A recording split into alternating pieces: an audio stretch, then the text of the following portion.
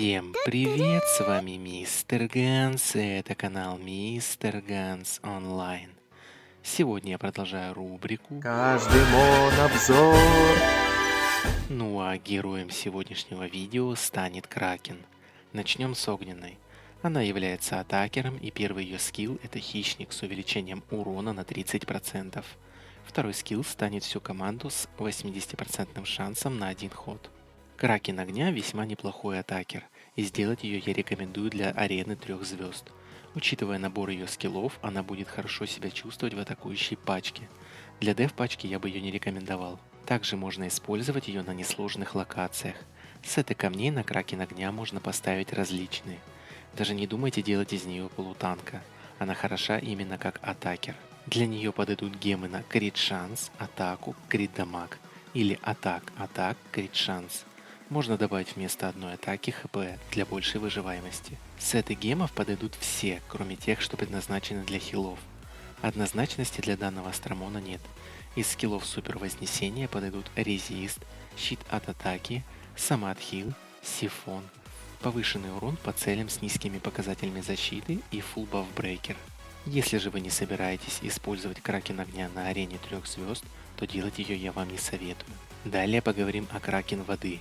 Она является атакером, и оба ее скилла являются сапами. Первый с 50% шансом на один ход, второй с 60% шансом на 2 хода.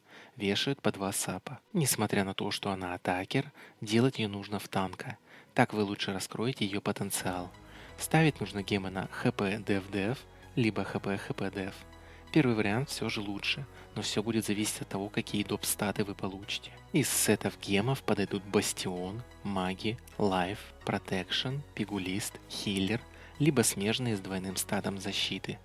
Почему же не стоит делать из нее атакера через дамаг? Учитывая ее скиллы, если поставить атаку, вы получите атакера со средним дамагом и 2 бесполезными скиллами, поскольку выживать долго с гемами для атакера Кракен воды не сможет.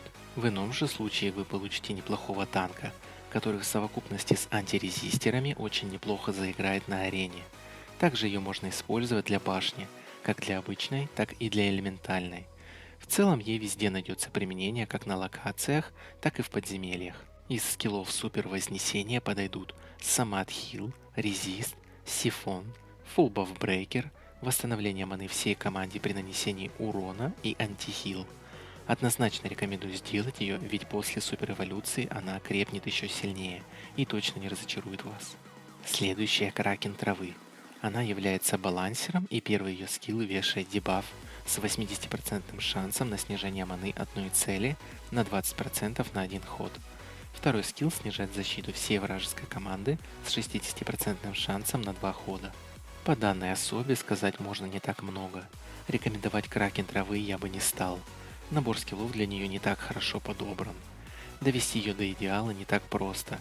Я бы сказал, что данный астромон очень сложен в прокачке и подойдет далеко не всем. Для нее подойдут гемы на крит шанс, атаку, хп, либо атак, хп. Возможно различные варианты с добавлением крит дамага и дефа, но идеальный набор камней подбирать придется вам самим, учитывая доп-статы и энчантс. Сеты гемов также подойдут любые, исключая рекавери. Все зависит от того, как ловко вы будете использовать Кракен травы в команде. Из скиллов супер вознесения подойдут опять же все существующие. В целом, что касается Кракен травы, она слишком требовательна.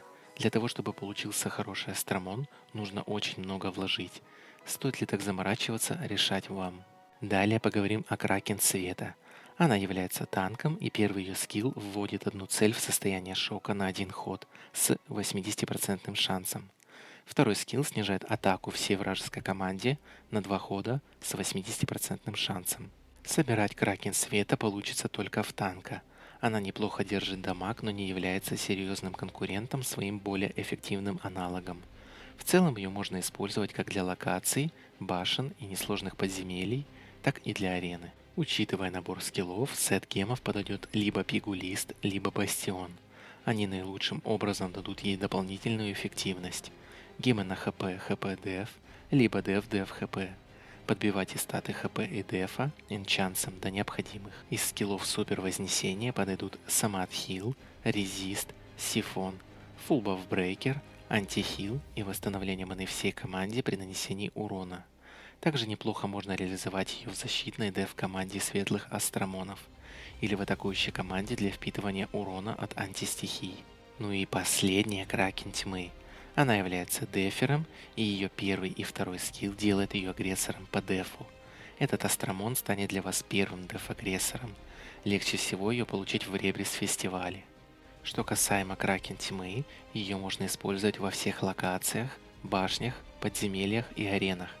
Разнообразие в ее сборке весьма большое, но я думаю, что самыми эффективными сетами гемов для нее будут Armor, Ruin, Protection, Leech, Siphon и Intuition.